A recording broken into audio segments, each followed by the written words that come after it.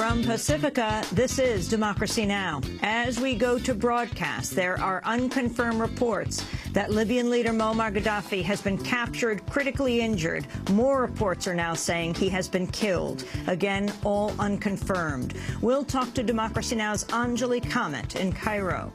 Then, as President Bush heads to British Columbia, a former Guantanamo prisoner wants Canada to arrest him for torture. In the American prison camp in Kandahar, I was shocked by the awful treatment prisoners received.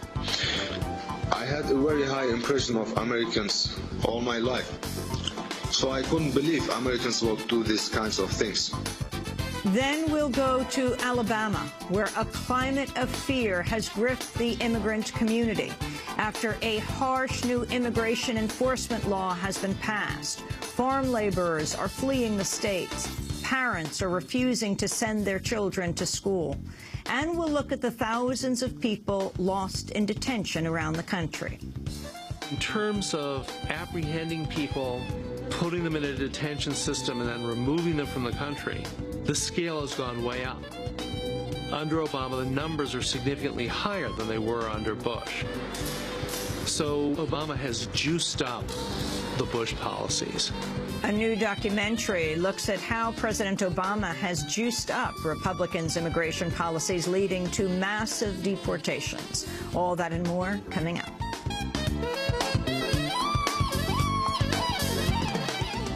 Welcome to Democracy Now!, democracynow.org, The War and Peace Report. I'm Amy Goodman. The ousted Libyan leader, Moammar Gaddafi, has reportedly been captured, critically injured, or possibly killed. All unconfirmed reports, but the reports are saying in the town of Sirte, 8 months after the first protests erupted against his longtime rule. The claims have not been independently verified. The announcement came shortly after the interim government said it had captured Sirte, Gaddafi's hometown, and the last major pocket of resistance held by fighters loyal to his rule. The fall of Sirte follows weeks of fighting that left much of Sirte in ruins, forcing thousands of civilians to flee. The death toll is unknown, but it's believed hundreds of people have been killed. Libya's governing National Transitional Council had said Libya's post-conflict political transition could not fully proceed until Sirte had fallen and Gaddafi's troops expelled. Celebrations have broken out in the Libyan capital of Tripoli in response to the news of Gaddafi's capture and possible death. Gaddafi is wanted by the International Criminal Court for attacks on civilians during the Libyan uprising. The video that we have been playing and the sound that radio listeners have been listening to is live from Libya. In Greece, thousands of people have gathered outside the nation's capital on the second day of a general strike and mass demonstrations against new austerity measures. The Greek parliament is preparing for a second and final vote on new laws that would cut wages and raise taxes in return for an international bailout.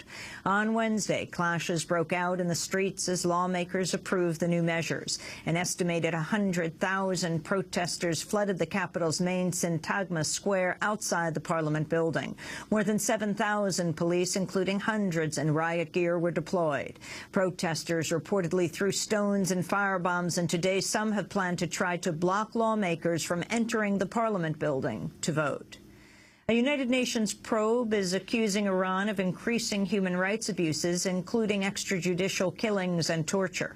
In a report to the UN General Assembly, Ahmed Shahid, the UN Special Rapporteur on Human Rights in Iran, said hundreds of prisoners have been secretly killed and many more held without trial.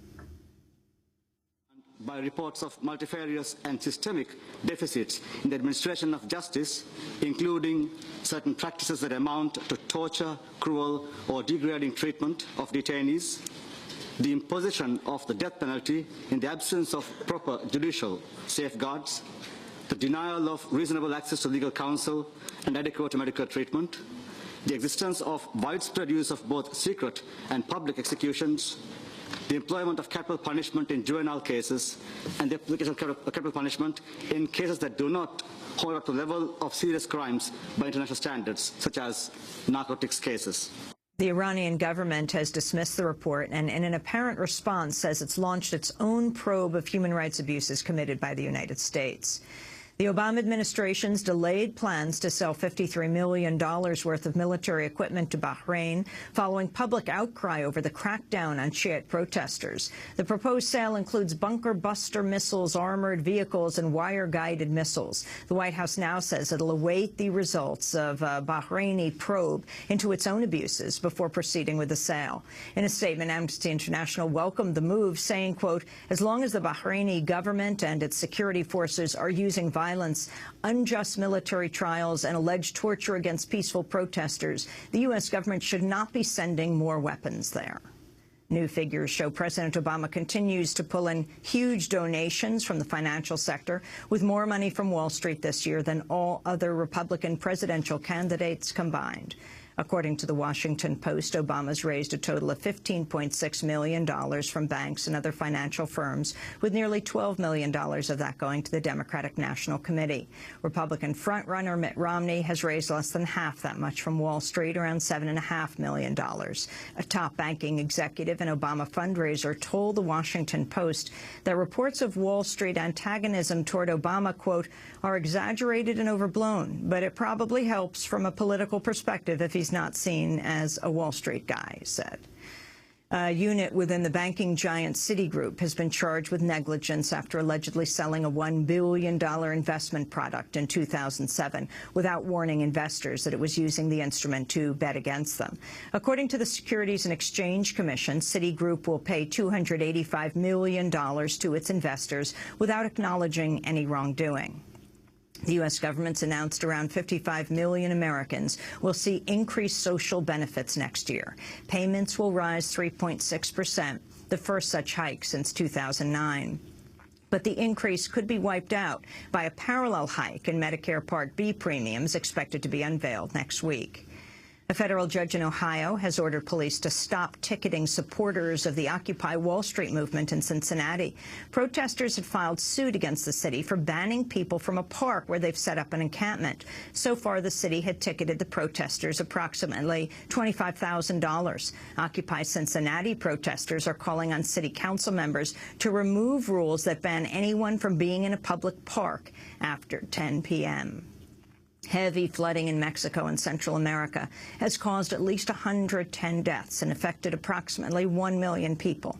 Over the course of the last week, 2 hurricanes and 3 tropical storms have ravaged areas in a number of countries. As of Wednesday, Mexico's death toll had risen to 10. Guatemala had reported 36 deaths and over 26,000 people displaced. In Nicaragua, 13 people have been killed, while in Honduras the toll has climbed to at least 15, with over 70,000 affected and more than 11,000 evacuated. Costa Rica has reported 4 deaths. At least 32 people have died in El Salvador. Health officials warn the extreme weather could lead to the outbreak of viruses and food shortages throughout the region. And the author Pierre Thomas has died at the age of 83. Born to Puerto Rican-Cuban parents in New York's Spanish Harlem, Thomas's best-selling 1967 memoir, Down These Mean Streets, is considered a classic chronicle of life in the inner-city America. His other books include 7 Long Times and Stories from El Barrio. Thomas spent many years in prison and was a vocal critic of the U.S. penal system. In a 1996 appearance on Democracy Now!, Pierre Thomas discussed the fate of Puerto Rican political prisoners in the United States. And these men and women have not committed any heinous crimes. They've fought for respect. They've fought for independence of their island, because I, as they, believe that every country, including every island nation, has the right to their own self-determination. And murderers in this country have been let out of prison, and these people who are teachers and intellectuals and feelies, they're not, have been held on 20, 50, and 25 years, sentenced to 70, 78 years. Who hears of such things like this? And so we're saying to the government, we are not an invisible people. We are a people that are now united, affirming that we have a right, as any other human being, to be seen, not to be put into a little corner and forgotten. Pierre Thomas, the Puerto Rican-Cuban writer, dead at the age of 83. And those are some of the headlines. This is Democracy Now!, democracynow.org, The War and Peace Report. I'm Amy Goodman. And I'm Juan Gonzalez. Welcome to all of our listeners and viewers around the country and around the world.